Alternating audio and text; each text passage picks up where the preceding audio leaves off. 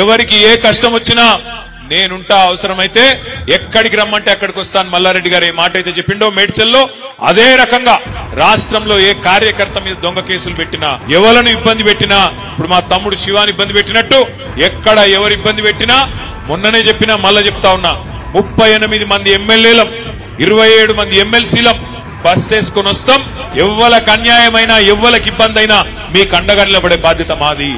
ఎందుకంటే ఈ పార్టీ ఏ ఒక్కల పార్టీయో కాదు.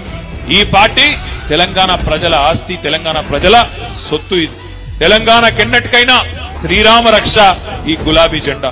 తెలంగాణ గురించి గొంతెత్తి మాట్లాడాలంటే అది గల్లీలో కావచ్చు, ఢిల్లీలో కావచ్చు, గులాబీ జెండా వేసుకున్నోనుకుండే ధైర్యం వేరే వాళ్ళకు ఉండదు అనే మాట కూడా నేను మీకు విజ్ఞప్తి చేస్తా ఉన్నా. ఎందుకంటే మన బాసులు గుజరాత్ లోనో ఢిల్లీలోనో లేరు, భయపడవలసిన అవసరం లేదు. మనకెవరున్నారు బాసులు? గల్లీలో ఉండే తెలంగాణ ప్రజలే మన బాసు.